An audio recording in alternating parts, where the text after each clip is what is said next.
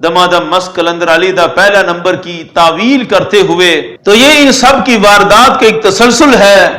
شجرے بیان کر کے افضلیت کا مسئلہ ثابت کرتا ہے۔ شجروں سے افضلیت کہاں ثابت ہوتی ہے؟ یہ مجدد الفسانی علیہ الرحمہ نے بیان فرمایا ہے کہ اس کو قطعی ماننا ہے، ظنی مان کر اس کی تقسیمیں نہیں کرنی۔ جو مجدد الفسانی کو ولایت سے خالی مانے وہ خود خالی ہے، وہ خود پرلے درجے کا بدبخت ہے۔ اپنی آنے والی نسلوں کو کیا بیان کریں گے کہ ہم حضرت مجدد الفسانی کے خلاف ہیں، ہم مجدد الفسانی کو نہیں مانتے۔ بسم اللہ الرحمن الرحیم، صلی اللہ علی حبیبہ سیدنا محمد ووالدیہ وآلہ وسلم۔ حضرات گرامی، اہل سنت کے مسلک کو بگاڑنے کے لیے رفس زدہ آستانوں نے جس قدر سازشیں شروع کی ہوئی ہیں، اہل سنت کے مقتدر حلقوں کے لیے یہ انتہائی لمحہ فکریہ ہے۔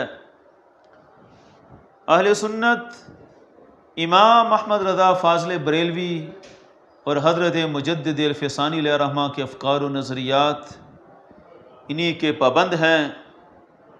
آج جتنے بھی فکر رضا اور فکر مجدد کے باغی ہیں، ان کے پلے اپنے پیچھے دکھانے کے لیے کچھ بھی نہیں ہے، طرح طرح سے وارداتیں کرتے ہیں۔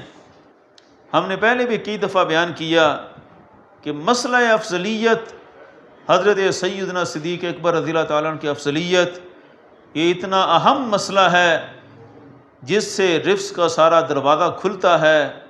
اگر اس میں کسی طرح سے کوئی شک و شبہ پیدا ہو جائے، آگے پھر رفس در رفس میں بندہ بہکتا جاتا ہے۔ ان مترفضہ نے مسئلہ افضلیت پر بڑی وارداتیں کیں کہ کسی طرح سے افضلیت کی سیٹ کو خالی کیا جائے۔ بالآخر جب مایوس ہوئے تو پھر طرح طرح سے وارداتیں کرنے لگے۔ ایک اٹھا تو کہنے لگا میں تقسیم کرتا ہوں کہ خلافت میں پہلا نمبر حضرت صدیق اکبر کا مان لیں اور ولایت میں پہلا نمبر حضرت مولا علی کا مان لیں۔ ایک ٹنچ باٹا سرکار اٹھے، وہ کہنے لگی ہے ہی ظنی، اصل اس کے پیچھے بھی وہی واردات تھی کہ ظنی اس کو قرار دیا جائے تاکہ ماننے نہ ماننے سے کوئی فرق نہ پڑے۔ طرح طرح سے وارداتیں کیں۔ لعان شاہ یہ بھی میدان میں آیا، اس نے بھی ایک بیان میں یہی عقیدہ بیان کیا کہ ولایت میں ہم حضرت مولا علی کا پہلا نمبر مانیں گے۔ دمادم مس قلندر علی دا پہلا نمبر کی تعویل کرتے ہوئے کہا کہ ولایت میں مانتے ہیں۔ یہ انشاءاللہ ہم الگ بیان کریں گے کہ اس میں اصل ترجمانی روافض کے اس نظریے کی ہے کہ وہ منصوص من اللہ مانتے ہیں۔ اب یہ وہ منصوص من اللہ والے الفاظ بولنے سے بھی ہچکچاتے ہیں، لیکن ولایت کا لفظ بول کر وہی واردات کرتے ہیں۔ پھر اس سے آگے حضرت صدیق اکبر رضی اللہ تعالی عنہ کی خلافت اور پھر ان خلافت پر واردات، یہ بڑا کچھ آگے جا کر کریں گے۔ تو یہ ان سب کی واردات کا ایک تسلسل ہے اور ہم انشاءاللہ ان کا بھرپور تعاقب کریں گے۔ جو ہمارے مجدد الفسانی اور جو امام احمد رضا فاضل بریلوی علیہ رحمہ عقیدہ بیان کر کے گئے ہیں، ہم چھوٹوں کی ذمہ داری ہے کہ وہ عقیدہ ان سب کے سامنے پیش کر دیں۔ آگے بڑے بڑے آستانے والے مانیں یا نہ مانیں، اپنی فالوئنگ کے زور پر یہ دکھاتے پھریں کہ ہم منوا لیں گے، لیکن کل کو خود پچھتائیں گے۔ کس منہ سے اپنے آپ کو نقش بندی کہیں گے، کس منہ سے اپنے آپ کو مجدد الفسانی کا غلام کہیں گے کہ عقیدہ اور نظریہ حضرت مجدد الفسانی کے جب خلاف ہوگا۔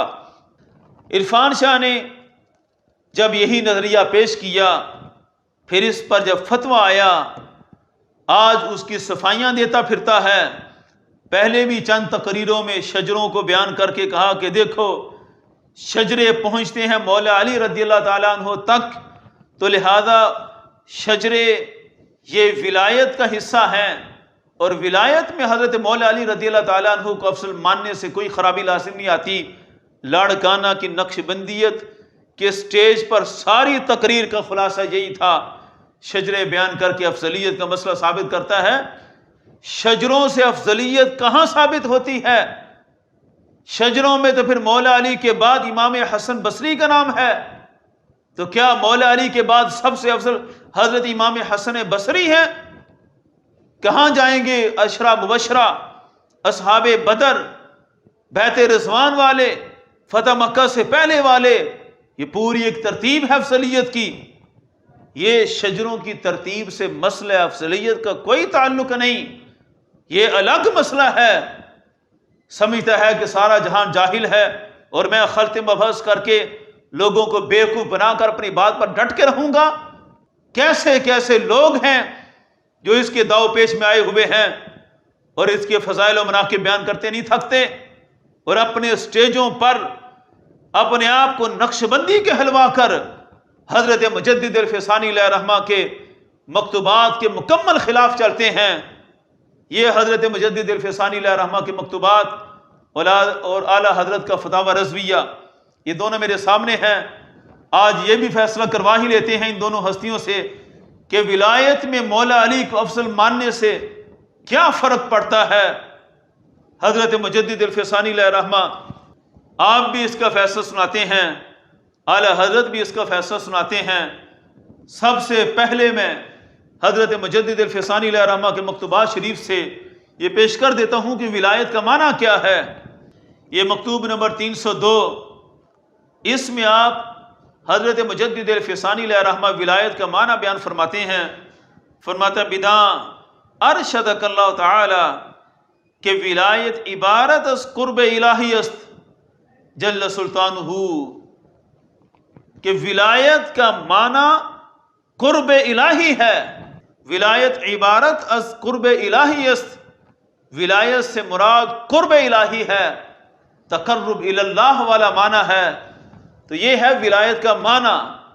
اب اعلیٰ حضرت علیہ رحمہ کا فتاوی رضویہ، یہ جلد نمبر 29 صفحہ نمبر 615 پر اعلیٰ حضرت علیہ رحمہ کے فتاوی رضویہ میں یہ عبارت موجود ہے۔ یہ امور 20 میں سے چوتھا امر ہے۔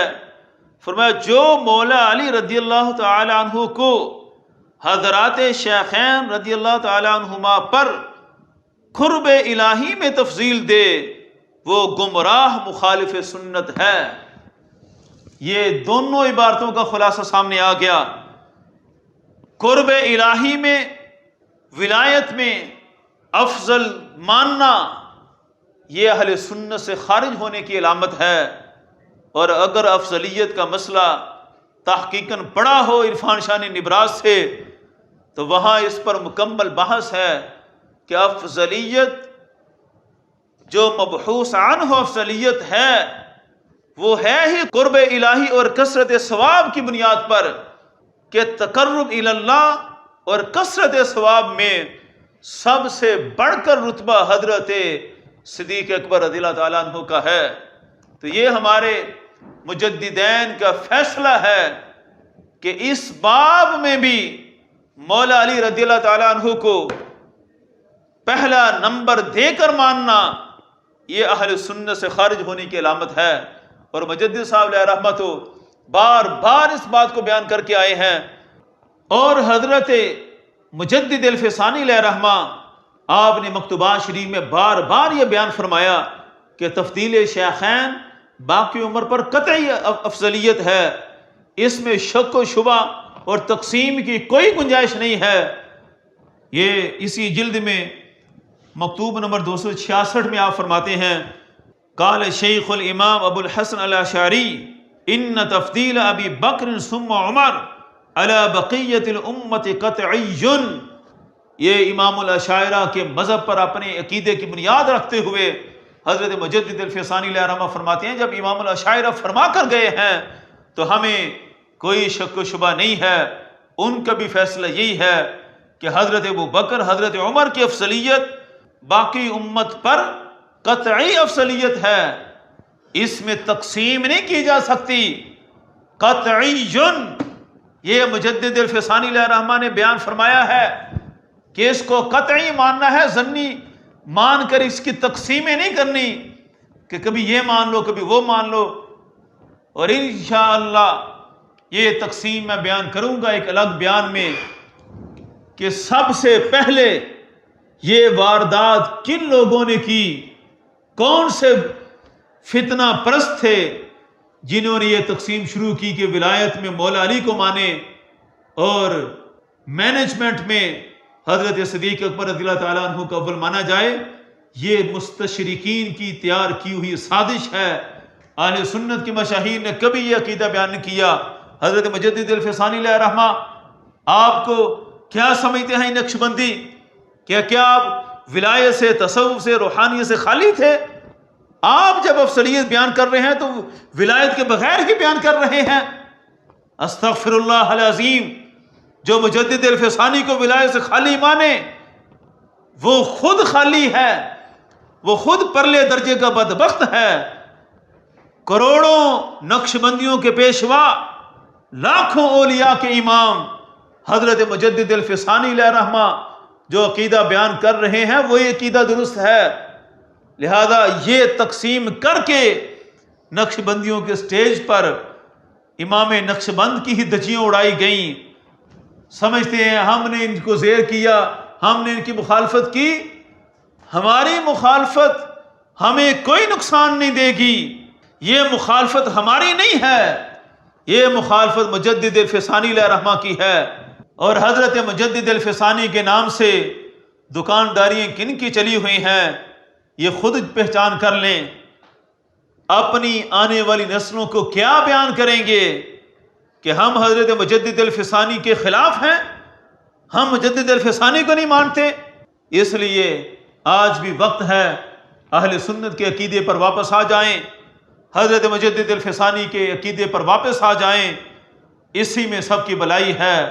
ہم حضرت مجدد الفسانی علیہ رحمہ کی کلمات سے ہی دعا مانگتے ہیں، اللہم ثبتنا علی معتقدات اہل السنت والجماعہ وامتنا فی زمرتہم واحشرنا معہم۔